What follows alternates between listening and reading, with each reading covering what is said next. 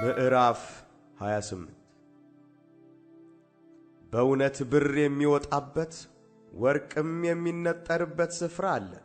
ብረት ከመሬት ውስጥ ይወሰዳል፣ መዳብም ከድንጋይ ይቀለጣል። ሰው ለጨለማ ፍጻሜን ያደርጋል፣ የጨለማውንና የሞት ጥላን ድንጋይ እስከ ወሰኑ ድረስ ይፈላልጋል። ሰው ከሚኖርበት ርቀው መውረጃ ይቆፍራሉ፣ ከሰውም እግር ተረሱ። ከሰዎችም ርቀው እየተንጠለጠሉ ይወዛወዛሉ። እንጀራ ከምድር ውስጥ ይወጣል፣ በሳትም እንደሚሆን ታችኛው ይገለበጣል። ድንጋይዋ የሰምፔር ስፍራ ነው፣ የወርቅም ድቃቂ አለው። መንገዷን ጭልፊት አያውቀውም፣ የአሞራም ዓይን አላየውም። የትዕቢት ልጆች አልረገጧትም፣ ደቦል አንበሳ አላለፈባትም።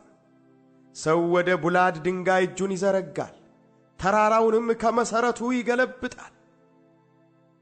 ከድንጋይ ውስጥ መንዶልዶያ ይወቅራል፣ ዓይኑም ዕንቁን ሁሉ ታያለች። ፈሳሹም እንዳይንጠባጠብ ይገድባል፣ የተሰወረውንም ነገር ወደ ብርሃን ያወጣል። ነገር ግን ጥበብ የምትገኘው ወዴት ነው? የማስተዋልስ ስፍራ ወዴት ነው? ሰው መንገዷን አያውቅም፣ በሕያዋን ምድር አትገኝም። ቀላይ በእኔ ውስጥ የለችም ይላል፣ ባሕርም በእኔ ዘንድ የለችም ይላል። በምዝምዝ ወርቅ አትገኝም፣ ብርም ስለ ዋጋዋ አይመዝንም። በኦፌር ወርቅ በከበረ መረግድና በሴምፔር አትገመትም። ወርቅና ብርጭቆ አይወዳደሯትም፣ በጥሩ ወርቅም ዕቃ አትለወጥም። ስለ ዛጎልና ስለ አልማዝ አይነገርም። የጥበብ ዋጋ ከቀይ ዕንቁ ይልቅ ይበልጣል። የኢትዮጵያ ቶጳዝዮን አይተካከላትም፣ በጥሩም ወርቅ አትገመትም። እንግዲያሳ ጥበብ ከወዴት ትመጣለች? የማስተዋልስ ስፍራ ወዴት ነው? ከሕያዋን ሁሉ ዓይን ተሰውራለች፣ ከሰማይ ወፎች ተሸሽጋለች። ጥፋትና ሞት ወሬዋን በጆሮቻችን ሰማን ብለዋል።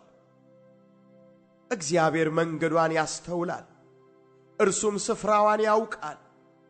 እርሱም የምድርን ዳርቻ ይመለከታል፣ ከሰማይም በታች ያለውን ሁሉ ያያል። ለነፋስ ሚዛንን ባደረገለት ጊዜ፣ ውሆችንም በስፍር በሰፈረ ጊዜ፣ ለዝናብም ሥርዓትን ለነጎድጓድ መብረቅም መንገድን ባደረገ ጊዜ፣ በዚያን ጊዜ አያት፣ ገለጣትም፣ አዘጋጃትም፣ ደግሞም መረመራት። ሰውንም እነሆ እግዚአብሔርን መፍራት ጥበብ ነው፣ ከኀጢአትም መራቅ ማስተዋል ነው አለው።